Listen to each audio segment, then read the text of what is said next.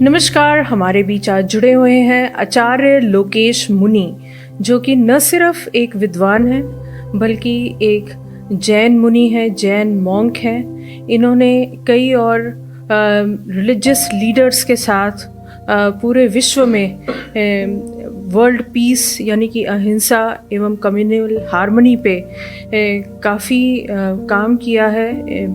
Interfaith meetings में ये Italy के pope Francis pope, Dalai Lama और श्री श्री रविशंकर जी के साथ भी देखे गए हैं। इनको कई अवार्ड्स के साथ सम्मानित किया गया है, जैसे कि यूनाइटेड नेशंस द्वारा सम्मान, यूनाइटेड नेशंस यूएस हेडक्वार्टर्स द्वारा भी सम्मान किया गया है। पिछले वर्ष 2023 में इनका आना हुआ बे एरिया में। उस वक्त भी इनको कैलिफोर्निया स्टेट असेंबली अतः सेनेट द्वारा जो सैक्रामेंटो यानी कि जो कैलिफोर्निया की जो स्टेट कैपिटल है उसकी प्रमुख कैपिटल बिल्डिंग में सम्मानित किया गया। यही नहीं, प्रतिभा पाटिल जी द्वारा गवर्नमेंट ऑफ इंडिया से भी इनको काफ़ी सम्मान मिला है और लंदन पार्लियामेंट ने भी इनको काफ़ी आदर किया है। तो हमारे बहुत भाग्य हैं, हम बहुत भाग्यशाली हैं गुरुदेव, जो आप आज हमारे बीच हैं। यो इंडिया टीवी के सभी ही दर्शकों की तरफ से मैं आपका हार्दिक स्वागत, हार्दिक अभिनंदन करना चाहती हूँ। Acharya Dr. Lokesh Muni, Ahimsa Vishwabharati, is working towards building a society free from violence, terrorism, exploitation, poverty, communalism, caste distinctions, and other social evils.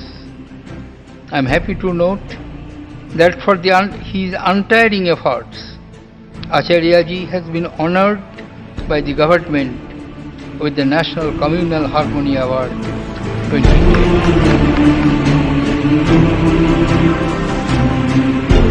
As the chairperson of the jury for the awards, I extend my heartiest congratulations to Dr. Acharya Lokesh Muni for their outstanding work in the field of communal harmony and national integration, for which they have been given the National Communal Harmony Award. Today's function is an important link in the efforts of the government in this regard. I would like to say that the nation salutes you and wishes you all success in your future endeavors. मैं आचार्य लोकेश मुनि जी को individual category में राष्ट्रीय सांप्रदायिक सद्भावना पुरस्कार जीतने के लिए हार्दिक तौर से बधाई देता हूँ।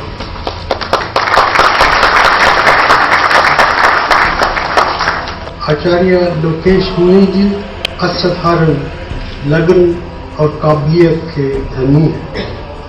सांप्रदायिक सद्भावना को बढ़ावा देने का तरीका एक अनोखा ही है।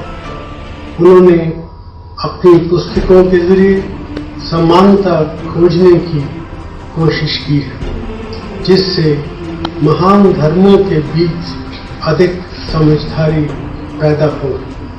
उन्होंने कई दूसरे तरीकों से भी सांप्रदायिक सद्भाव बढ़ाने का काम किया। आचार्य मुनि जी एक धार्मिक नेता होने के साथ साथ एक बहुत बड़े सामाजिक कार्यकर्ता भी है। वो अहिंसा विश्व भारती नामक सामाजिक सेवा संगठन के फाउंडर प्रेसिडेंट हैं। कई अवसरों पर आचार्य जी ने विभिन्न समुदायों के बीच तनाव कम करने में एक अहम भूमिका निभाई। आचार्य लोकेश मुनि जी की उपलब्धियां अतुलनीय ही सराहनीय है।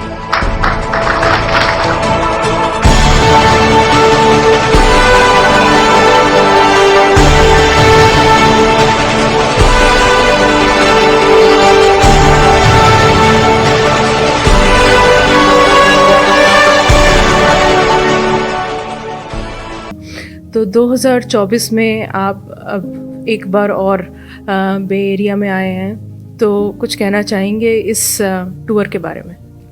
नहीं, ये टूर एक विश्व शांति सद्भावना यात्रा के रूप में मैंने भारत से प्रारंभ की और जो कि सिंगापुर होते हुए अमेरिका पहुंची है। और हम अमेरिका के कैलिफोर्निया स्टेट असेंबली में मंडे को महावीर जयंती का आयोजन हो रहा है और यहाँ से ये यात्रा वाशिंगटन डीसी होते हुए जहाँ पर कि अमेरिकन प्रेसिडेंशियल अवार्ड का कार्यक्रम है और फिर Atlanta, Georgia, New York, new Jersey होते हुए आगामी 15 अप्रैल को लंदन पार्लियामेंट में भी भगवान महावीर जयंती का आयोजन हो रहा है।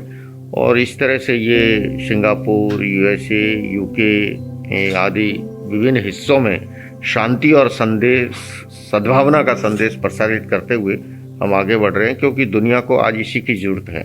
जो दुनिया के हालात हैं, जिस तरह से धार्मिक असहिष्णुता का माहौल है, इस माहौल में शांति और सद्भावना के संदेश की बहुत ज़रूरत है और इस यात्रा का भी यही उद्देश्य है। Today is very glorious and historical day, the birth anniversary of Lord Mahavira, the 24th Tirthankara of Jainism. The philosophy of Sat Nikaya, which he gave 26 years ago, is a perfect solution to the work on the global warming and climate change in today's time. The solution to the problem of increasing religious intolerance in the world is found in the Anekanta Darshan propounded by Lord Mahavira.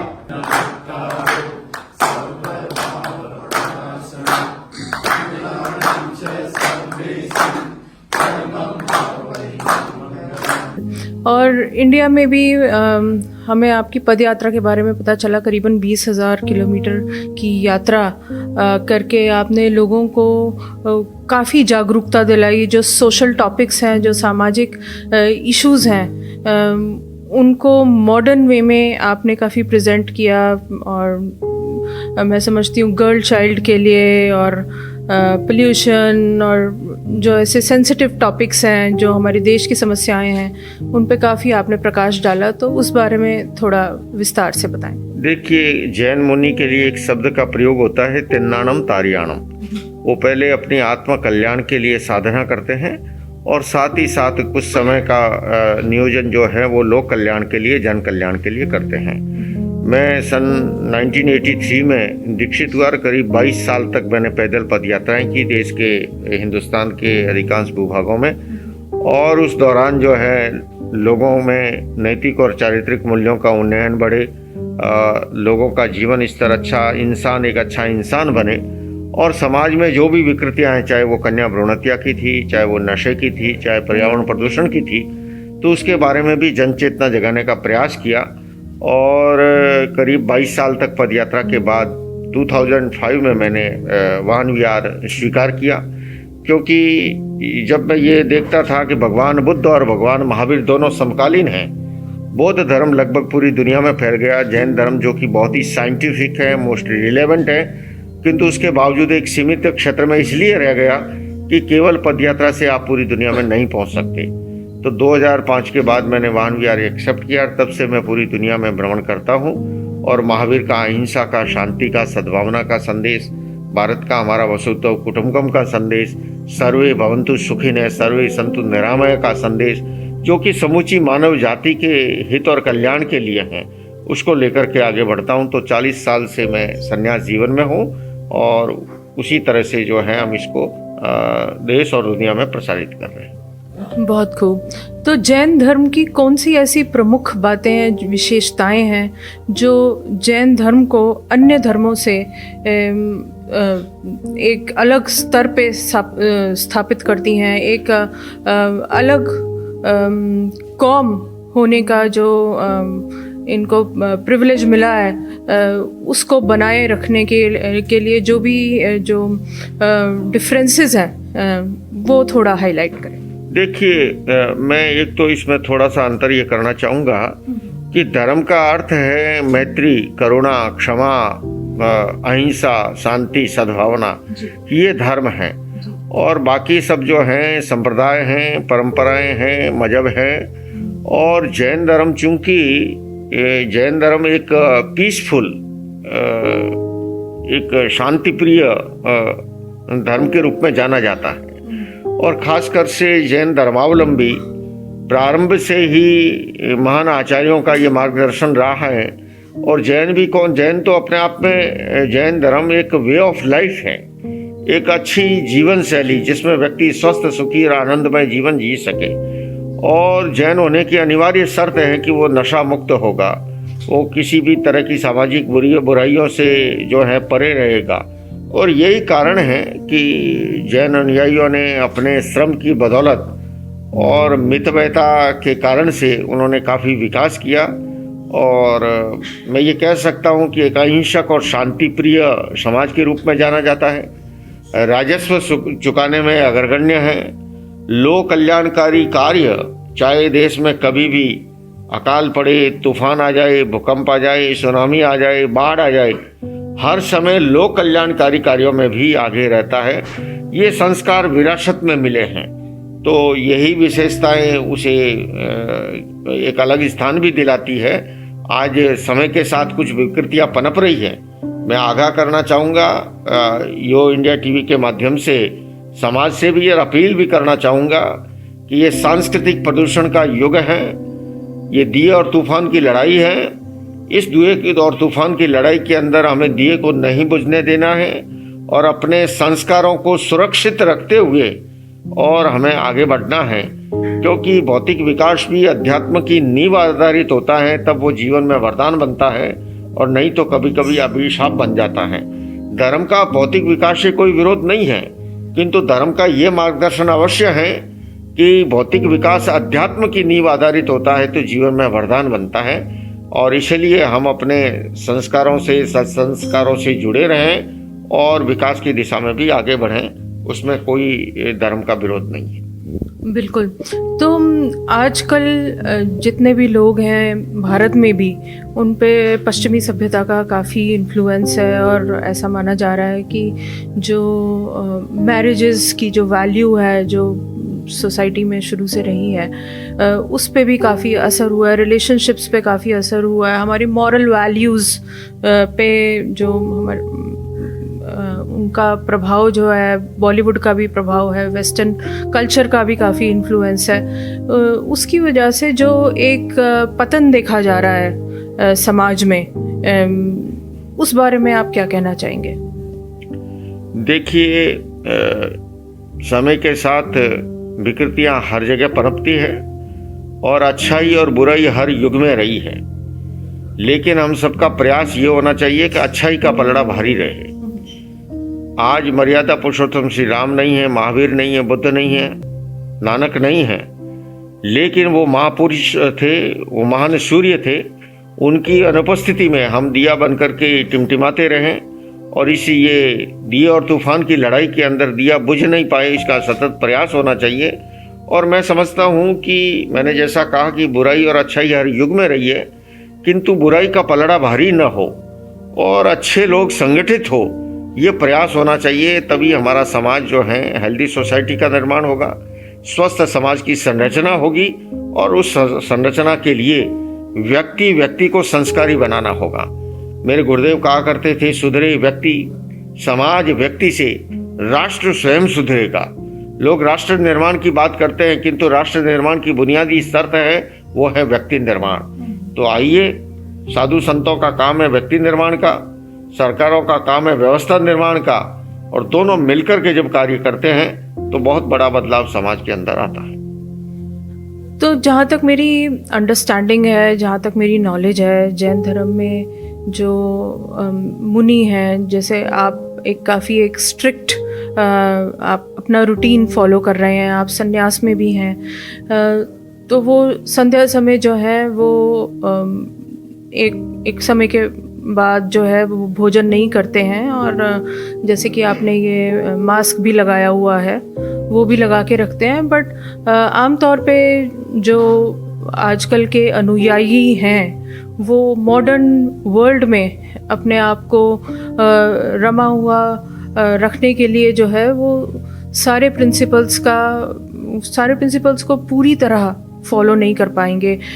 तो उस बारे में आपके क्या विचार हैं? देखिए, उसके बारे में मैं कहना चाहूँगा कि कोविड महामारी के बाद में जी पूरी दुनिया में जैन जीवन शैली के प्रति एक नया आकर्षण पैदा हुआ है। क्योंकि जैन जीवन शैली जो है वो संयम आधारित तो है ही है, किंतु वो विज्ञान की कसौटी पर खरी उतरती है। आजकल हम देखते हैं इन पश्चिमी देशों में एक नया उपवास चल पड़ा है, लोग 14 घंटे का ब्रेक देते हैं। मैं आपसे कहना चाहूँगा ये 14 घंटे का ब्रेक क्या है? हमारी जैन परंपरा की विरासत में इसे नौकारशी और पौरशी कहते हैं। जैसे अभी आपने कहा कि सूर्यास्त होने के बाद में हम पानी के एक ड्रॉप्स भी यूज नहीं करते हैं जब तक कि सूर्योदय और नौकारशी ना आए। तो ये हमारे यहाँ तो हजारों वर्ष पूर्व कहा गया था, किंतु कोविड काल के बाद में लोगों को समझ में आने लगा है कि शाकाहार का क्या महत्व है, गर्म पानी पीने का क्या महत्व है, और खास करके जैन जीवन शैली का। बल्कि मैं यूँ कहना चाहूँगा कि कोविड के बाद में वेलनेस के प्रति एक नया आकर्षण पैदा हुआ है, और ध्यान, मेडिटेशन, योग, आयुर्वेद, नेचुरोपैथी, ऑर्गेनिक, इन सभी चीज़ों के प्रति लोगों का रुझान बढ़ा है। तो ये सही समय है, ये राइट टाइम है जैन जीवन शैली को। इसे मैं कोई कन्वर्जन की बात नहीं कर रहा हूँ, ये समूची मानव जाति के हित और कल्याण की है। इसलिए इसे हम दुनिया भर में कैसे लेकर के जाए उसके लिए प्रयास करना चाहिए, और उसके लिए ये गोल्डन समय है, एक गोल्डन अपॉर्चुनिटी है। क्योंकि जो चीज़ हम नहीं समझा पाए थे वो कोविड के थपेड़े न समझा दी। मैं कभी कभी विनोद की भाषा में कहता हूँ, लोग पहले मुझे पूछा करते थे ये क्या लगा रखा है, और जब कोविड आ गया इसको बिना लगाए गए तो पुलिस वाला पूछता था ये क्यों नहीं लगा रखा है। तो ये अपने आप में जैन धर्म बहुत ही साइंटिफिक है, मोस्ट रिलेवेंट है, और अनेक वैश्विक समस्याओं का समाधान जैन दर्शन में मिलता है। आज के युग की अगर मैं 3 बड़ी समस्याओं की चर्चा करूं, ग्लोबल वार्मिंग, जलवायु परिवर्तन की, दूसरी समस्या है हिंसा और आतंक की, तीसरी समस्या है गरीबी की, अभाव की, असमानता की। और मुझे कहने में कोई संकोच नहीं, ये तीनों ही समस्याओं का समाधान अगर कहीं एक जगह मिलता है तो भगवान महावीर के दर्शन में मिलता है, जो कि साइंटिफिक है, मोस्ट रिलेवेंट है। आज उसकी तत्कालीन समय में जितनी जरूरत थी उससे अधिक मौजूदा समय में आज इसकी आवश्यकता है। तो आइए हम उस जैन जीवन शैली को लेकर के दुनिया के आखिरी कोर तक, हर व्यक्ति तक पहुंचे, आखिरी छोर तक, ऐसा हमारा प्रयास होना चाहिए। तो निर्वाण प्राप्त करने के लिए कौन कौन से मुख्य नियमों का पालन करना आवश्यक है? देखिए, जैन धर्म पुरुषार्थवाद में विश्वास करता है। जैन धर्म ये मानता है कि हमारी भाग्य की लिपि लिखने वाला और कोई नहीं है, हम स्वयं अपने भाग्य निर्माता हैं। हमारे सत्कर्मों से ही सद्भाग्य का निर्माण होता है, हमारे गलत कार्यों से ही दुर्भाग्य का निर्माण होता है। इसलिए कहा है कि अप्पा कत्ता विकत्ता है, दुहानी है सुहानी है, अप्पा मित्तम अमित्तम चे, दुफट्टी है सुफट्टी हो। ये भगवान महावीर का प्राकृत भाषा की वाणी का श्लोक है, जिसका मूल सार ये है कि हमारा पुण्य और पाप ही हमारी सत और असत कर्मों का निर्माण करता है। तो इसलिए हम सदैव श्रेष्ठ कार्य करें, बुरे कार्यों से बचें, तो हम जो है अपना स्वयं का भाग्य अच्छी तरह से लिख सकेंगे और हम अच्छी गति को प्राप्त हो सकेंगे। तो आचार्य जी, आपने देश विदेश की यात्राएं की, आपने कई प्रकार के लोगों से मिलने का अनुभव किया है, तो ऐसा कोई एक वाकया जो आपको याद रह गया हो, जो आप दर्शकों के साथ शेयर करेंगे तो उनको भी कुछ बेनिफिट होगा, कुछ लर्निंग होगी, कुछ सीख मिलेगी? नहीं, बिल्कुल, ये सीख तो जीवन के अंदर निरंतर चलती रहती है। और योगीराज कृष्ण से भी पूछा गया कि जानामि धर्मम नच में प्रवृत्ति, जानामि अधर्मम नच में निवृत्ति। मैं धर्म को जानता तो हूँ किंतु उसमें प्रवृत्त नहीं हो पा रहा हूँ। उसका कारण क्या है? हमारे भीतर बैठा हुआ मोह का भाव, हमारे भीतर बैठा हुआ अहंकार का भाव। और ये भी कहा गया कि जानामि अधर्मम नच में निवृत्ति, मैं अधर्म को जानता हूँ किंतु उससे निवृत्त नहीं हो पा रहा हूँ। उसका समाधान दिया गया कि उसके लिए निरंतर वैराग्य और अभ्यास की जरूरत है। क्योंकि आदमी जो बदलता है वो केवल उपदेश से नहीं बदलता है, बदलाव प्रयोग से आता है। और मेरे पास ऐसे सैकड़ों हजारों उदाहरण हैं कि हम जब मेडिटेशन के कैंप लगाते हैं, एंगर मैनेजमेंट का, स्ट्रेस मैनेजमेंट का, सेल्फ मैनेजमेंट का, तो वो जब प्रयोग से आदमी व्यक्ति गुजरता है, ऐसे हजारों व्यक्ति गुस्से के कारण जिनके घर परिवार नरक बन रहे थे, किंतु प्रयोग से गुजरने के बाद वो इतना भीतर से रूपांतरण होता है। उसी तरह से अगर किसी की नशे की आदत है, हम लोग कान के आसपास प्रयोग कराते हैं, कैसा भी नशेड़ी क्यों ना हो, उसकी अगर बदलने की है, इच्छा शक्ति है, तो प्रयोग से भीतर का रासायनिक परिवर्तन होता है। क्योंकि ये विज्ञान सम्मत तथ्य है कि हमारे एंडोक्राइन सिस्टम के जो हार्मोन्स हैं ग्रंथि तंत्र के, वही नाड़ी तंत्र में मिलकर के हमारे जीवन व्यवहार को संचालित करते हैं, प्रभावित करते हैं। तो अपेक्षा इस बात की है सर्वांगीण विकास की, संतुलित विकास की, और उसके लिए हमारा प्राचीन ज्ञान विज्ञान और अर्वाचीन आधुनिक विज्ञान के समन्वय से, क्योंकि विज्ञान धर्म का विरोधी नहीं है, बल्कि मैं तो ये कहना चाहूंगा कि अध्यात्म और विज्ञान एक दूसरे के पूरक हैं। ये दोनों मिलकर के कार्य करेंगे तो मानव जाति का बहुत बड़ा हित हो सकता है। बहुत खूब। तो मैं पूछना चाहूँगी, जो आपने संस्था बनाई है अहिंसा विश्व भारती, तो लोग उसके साथ कैसे जुड़ सकते हैं, और जैन धर्म के बारे में और ज्ञान लेने के लिए जो लोग ऑलरेडी भी जैन धर्म से जुड़े हुए हैं, कोई ज़रूरी नहीं कि उनको संपूर्ण ज्ञान हो, तो विस्तार से उसको समझने के लिए, और जैसा कि आपने कहा प्रयोग में, ताकि वो उसे ला सकें, यानी कि एक एक कॉन्सेप्ट, एक एक प्रिंसिपल उनको क्लियर होना चाहिए, तो उसके लिए क्या बात है? देखिए, प्रिंसिपल सिद्धांत भी क्लियर होना चाहिए, किंतु सिद्धांत के बाद में जीवन में प्रयोग होना चाहिए। मुझे अमेरिकी राष्ट्रपति बिल क्लिंटन से जब मेरी इंडिया में भेंट हुई तो मैंने उनसे कहा कि आप नॉन वायलेंस पे कॉन्फ्रेंस करते हैं, पीस पे करते हैं, मेरे हिंदुस्तान में तो एक एक सन्यासी लाखों की भीड़ जुटाता है, किंतु ये सच है कि आदमी केवल उपदेश से नहीं बदलता है, बदलाव के लिए प्रयोग जरूरी है। तो बल्कि मैं तो ये भी कहना चाहूँगा कि मॉडर्न एजुकेशन सिस्टम के अंदर भी जो है पीस एजुकेशन जैसे कार्यक्रमों को इंट्रोड्यूस करना चाहिए जो प्रयोग आधारित है। और अमेरिका के संदर्भ में अगर कहूँ तो गन वायलेंस यहाँ की बहुत बड़ी प्रॉब्लम है। उस गन वायलेंस की प्रॉब्लम का समाधान की इसके अंदर है, क्योंकि गन तो एक इंस्ट्रूमेंट है, मूल समस्या है वो है मानव मस्तिष्क की, और इसी मानव मस्तिष्क में एनिमल ब्रेन भी मौजूद है जहाँ पर पाश्विक वृत्तियाँ जन्म लेती है, तो नियो कॉर्टेक्स परत भी है जहाँ पर मानवीय और दैविक वृत्तियाँ जन्म लेती है। आज अपेक्षा है कि एनिमल ब्रेन को तिरोहित किया जाए और नियो कॉर्टेक्स परत को जगाया जाए। अगर ऐसा होगा तो हिंसा और आतंक की समस्या का भी जड़ से समाधान हो सकता है, किंतु इसके लिए निरंतर अभ्यास करने की जरूरत है और निरंतर समीक्षा करते हुए इस दिशा में आगे बढ़ने की जरूरत है। बिल्कुल। तो मैं ये पूछना चाहूँगी कि आप एडवाइजरी बोर्ड मेंबर हैं KAICIID King Abdullah bin Abdulaziz International Centre for Interreligious and Intercultural Dialogue, तो आप इसके साथ कैसे जुड़े और कुछ उपलब्धियां अगर आप हाईलाइट करें? देखिए, ये international inter religious intercultural dialogue centre का हेडक्वार्टर है वियना में, ऑस्ट्रिया में जी। और इसको किंग अब्दुल्ला के द्वारा फंडेड है, इसलिए इसका नाम है, और मैं उसकी एडवाइजरी फोरम में हूँ। उसके मंच से भी प्रयास यही रहता है कि अंतर धार्मिक सद्भाव कैसे बढ़े दुनिया में, क्योंकि आज धार्मिक असहिष्णुता का माहौल है चारों तरफ। ऐसे माहौल के अंदर अंतर धार्मिक संवाद की बहुत जरूरत है, क्योंकि धर्म हमें जोड़ना सिखाता है, तोड़ना नहीं सिखाता। धर्म के क्षेत्र में हिंसा, घृणा, भय और नफरत का कोई स्थान हो नहीं सकता। तो अपेक्षा इस बात की है कि हम अपने अस्तित्व की तरह दूसरों के अस्तित्व को स्वीकार करना सीखें, हम अपने विचारों की तरह दूसरों के विचारों का आदर करना सीखें, और यही भगवान महावीर का अनेकांत दर्शन है। और यही हार्टफुलनेस की इस सेमिनार के पीछे भी मूल ध्येय था कि हम सब मिलकर के दुनिया को और अधिक कैसे खूबसूरत बनाएं, उसके लिए प्रयास की जरूरत है। तो आचार्य जी, आप जो है पीस का मैसेज वर्ल्ड वाइड जो स्प्रेड कर रहे हैं, उसको उसके मद्देनज़र एक नया सेंटर, वर्ल्ड पीस सेंटर जो है वो भारत की कैपिटल दिल्ली में खुल रहा है। तो इस विश्व शांति केंद्र के बारे में थोड़ा और बताएं, और क्या ये तैयार हो चुका है, क्या इसका एड्रेस है, आप लोगों के साथ थोड़ा शेयर करेंगे? देखिए, विश्व शांति केंद्र दिल्ली NCR गुरुग्राम में इसका अहिंसा विश्व भारती संस्था निर्माण कर रही है, और निर्माण कार्य लगभग पूरा हो चुका है, और इसी वर्ष उसका उद्घाटन भी होना है।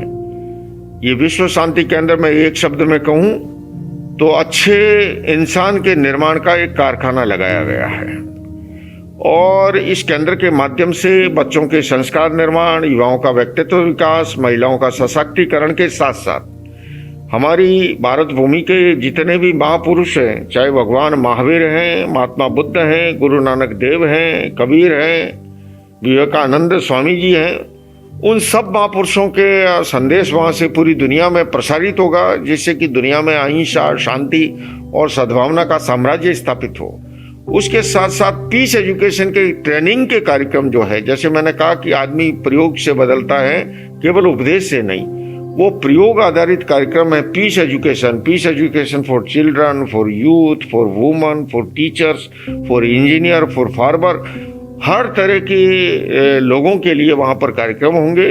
तो वो केंद्र 7 मंजिल का लगभग 50,000 स्क्वायर फीट निर्माण कार्य जो है पूर्ण हो चुका है और अब उसकी साज सज्जा का कार्य चल रहा है और इसी वर्ष उसका उद्घाटन होना है, और जहाँ से पूरी दुनिया में अहिंसा और शांति सद्भावना का संदेश प्रसारित हो। इसके पीछे एक विजन है कि इस विश्व शांति केंद्र से हमारी भारतीय संस्कृति का, वसुधैव कुटुंबकम का, सर्वे भवन्तु सुखिनः सर्वे सन्तु निरामय का संदेश पूरी दुनिया में कैसे जाए, और उसके लिए यहाँ पर बच्चों के संस्कार निर्माण, युवाओं का व्यक्तित्व विकास, महिलाओं का सशक्तिकरण के साथ साथ हर एक वर्ग के लिए यहाँ कार्यक्रम होंगे।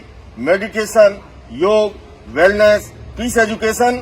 तो आइए, भारत का पहला विश्व शांति केंद्र लगभग बनकर के तैयार खड़ा हो गया है और इसी साल इसका उद्घाटन भी होना है। और जिस उदारता के साथ डॉक्टर अनिल वी शाह ने और सभी साथियों ने इसको आगे बढ़ाया है, आइए हम सब मिलकर के यहीं से पूरे विश्व में भारतीय संस्कृति को, अहिंसा, शांति और सद्भावना के संदेश को पहुंचाए। भगवान महावीर, मर्यादा पुरुषोत्तम श्री राम, योगीराज कृष्ण, गुरु नानक देव, सभी महापुरुषों का संदेश जो मानव को श्रेष्ठ मानव बनाने के लिए है, यहाँ से हम प्रसारित करेंगे।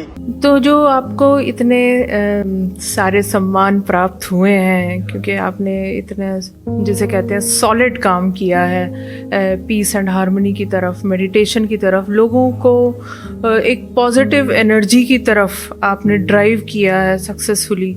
वो जो सम्मान आपको मिले हैं, और अभी मंडे को जैसे कि हम बात कर रहे हैं कि आपको एक बार फिर कैलिफोर्निया स्टेट असेंबली की तरफ से आमंत्रण है स्टेट कैपिटल सैक्रामेंटो में जाने का सम्मान प्राप्त करने के लिए।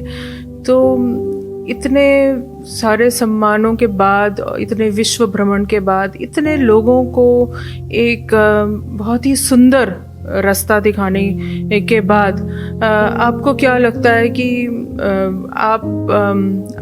आपका पर्सनल जो अनुभव है उसमें क्या बदलाव आया है? आपका देखने की जो आपकी नज़र है, दृष्टिकोण है, उस बारे में थोड़ा बताएं। यो इंडिया टीवी के माध्यम से मैं कहना चाहूँगा कि एक संत सम्मान और तिरस्कार से परे होता है।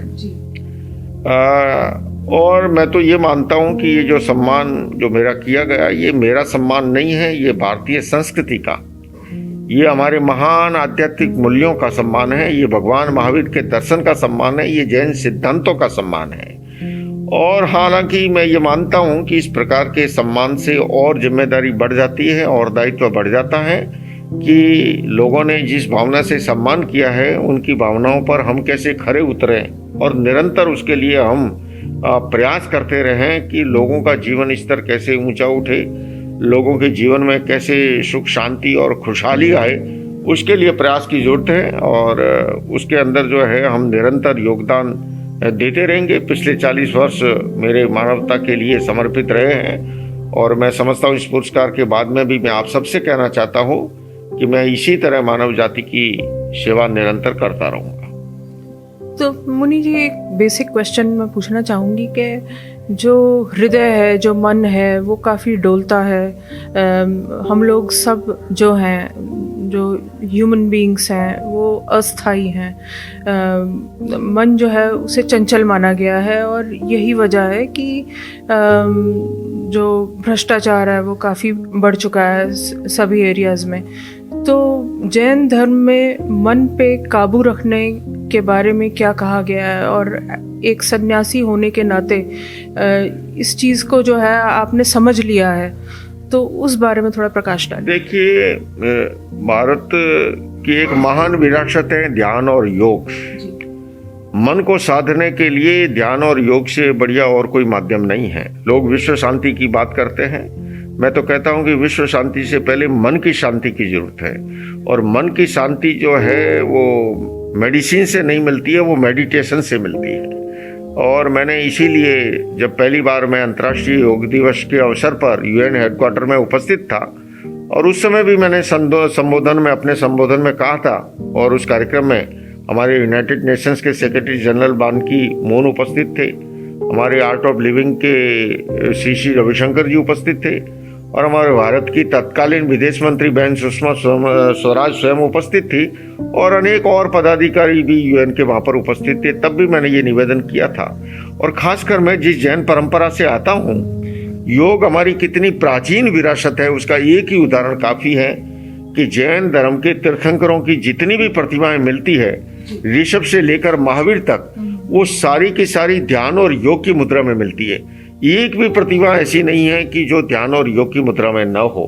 तो मैं समझता हूँ कि हमें अपनी जीवन शैली का हिस्सा बनाना चाहिए ध्यान और योग को, और उससे जो है स्वस्थ समाज की संरचना होगी, हेल्दी सोसाइटी का निर्माण होगा, सुधरे व्यक्ति समाज व्यक्ति से राष्ट्र स्वयं सुधरेगा।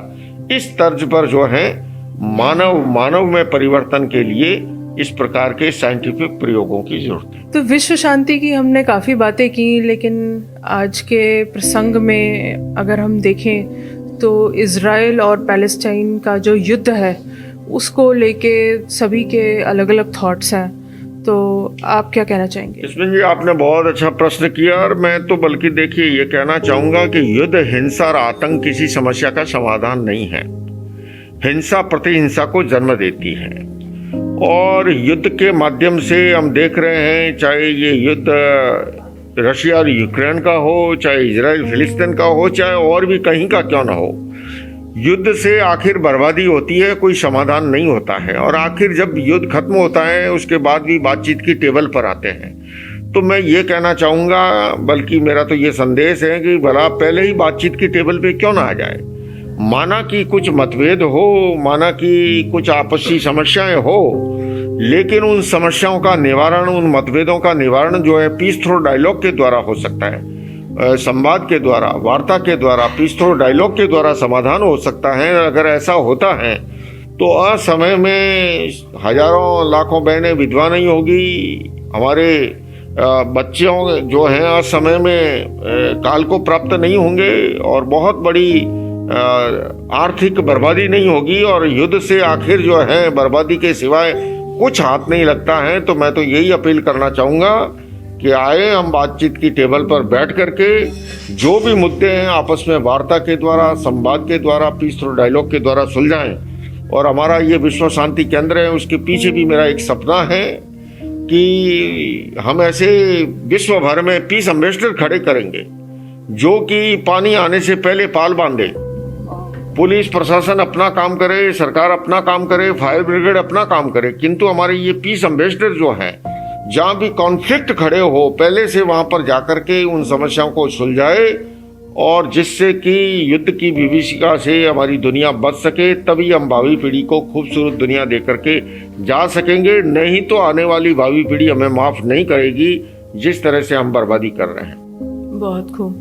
तो अजय जैन भटूरिया जी जो है हमारे परिचित, यहाँ फ्रीमॉन्ट में, बे एरिया में काफ़ी जाने माने कम्युनिटी लीडर हैं, कई साल से जन सेवा कर रहे हैं। आजकल उनका एक काफ़ी नेशनल लेवल की पोजीशन भी उनको मिली है, प्रेसिडेंट बाइडेन के कमिश्नर की हैसियत से भी वो इमिग्रेशन और बाकी एरियाज़ में भारतीय समाज के लिए काफ़ी काम कर रहे हैं। तो जैन धर्म में ऐसे और कई जाने माने लोग हैं, आपके शिष्य हैं, आपका सम्मान करते हैं, और आपको बे एरिया में लाने के लिए भी उन्होंने काफ़ी योगदान दिया है। तो हमें काफ़ी प्रसन्नता है। आप क्या कहना चाहेंगे? देखिए, अजय भटूरिया हमारे समाज का गौरव है। वो एक ऐसा युवा है कि जिसने अपने जवानी के बेशकीमती क्षण जो हैं वो समाज के लिए समर्पित किए हैं, और वो निरंतर अभी भी लगा हुआ है कि लोगों के जीवन में कैसे कठिनाइयाँ कम हो।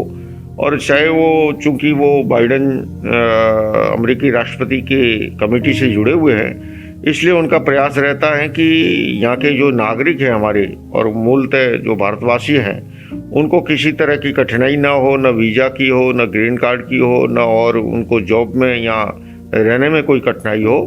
तो वो सामाजिक दृष्टि से काफ़ी जागरूक है। हम लोग, हमारी एक ही गुरु परंपरा है और मैं अनेक वर्षों से उन्हें जानता हूँ। वो एक आदर्श दंपत्ति हैं, अजय और विनीता जी की जो जोड़ी है, और वो नशा मुक्त हैं और यहाँ रहते हुए उनका जितना सात्विक जीवन और विचार है वो उल्लेखनीय, अनुकरणीय है। बहुत खूब।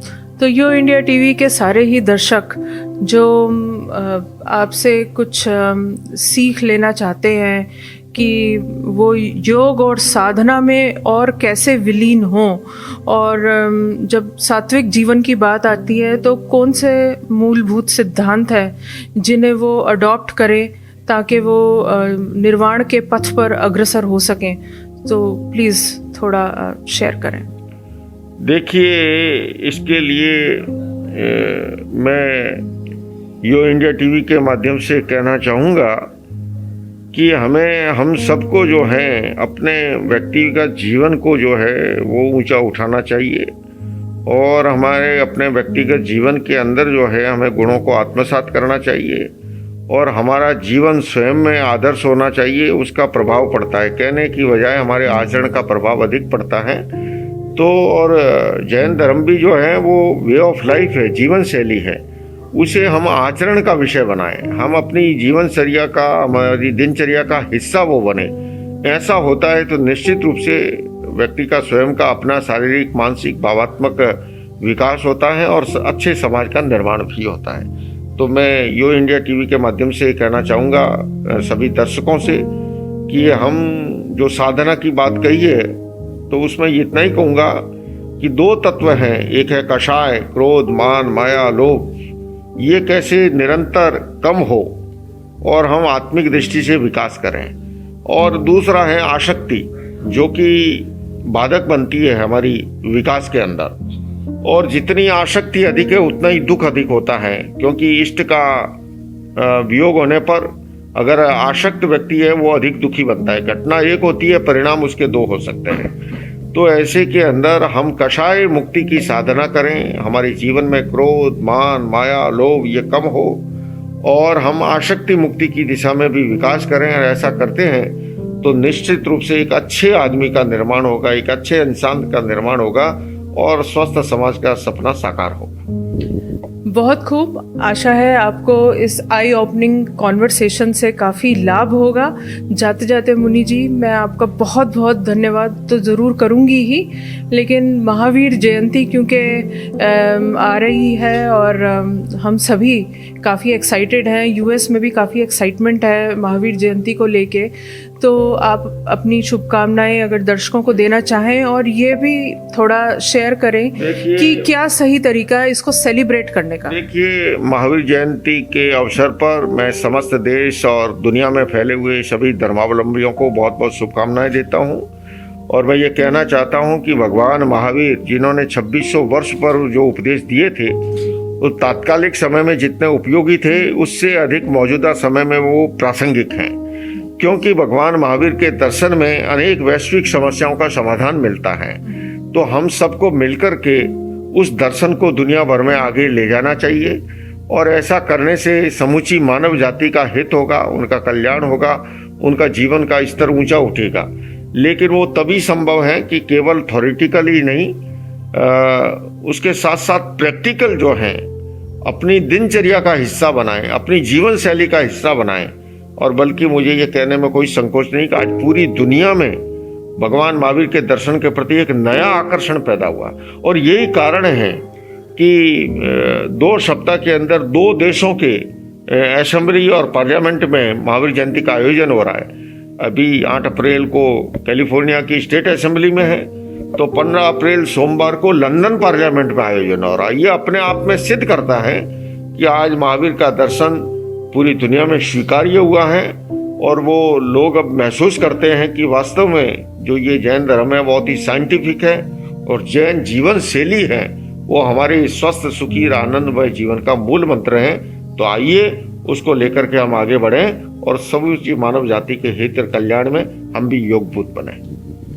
तो आशा है आप ज़रूर आचार्य जी के बताए हुए मार्ग पे अमल करेंगे और जो अपने जीवन की जो कठिनाइयाँ हैं, जो समस्याएं हैं, जो आपके अंदर की जो द्वंद्व है, उस पर ज़रूर आपको काबू पाने का मौका मिलेगा और आप निर्वाण के पथ पर सफलतापूर्वक अग्रसर हो पाएंगे। इसी के साथ मैं जसलीन खनूजा एक बार फिर यो इंडिया टीवी के सारे ही दर्शकों को महावीर जयंती की बहुत बहुत शुभकामनाएं देना चाहती हूं और आचार्य लोकेश मुनि जी एक बार फिर आपका बहुत बहुत दिल से धन्यवाद कि आपने अपना कीमती समय निकाल के दर्शकों के साथ बहुत ही अच्छी ज्ञान की बातें जो हैं वो साझी की हैं। So thank you very much Sunil ji. और यो इंडिया टीवी को भी मैं बहुत बहुत साधुवाद देता हूँ कि वो भगवान महावीर के दर्शन को, आध्यात्मिक मूल्यों को जन जन तक ले जाने का प्रयास कर रहा है। बहुत बहुत आपकी सफलता के लिए भी शुभकामनाएं।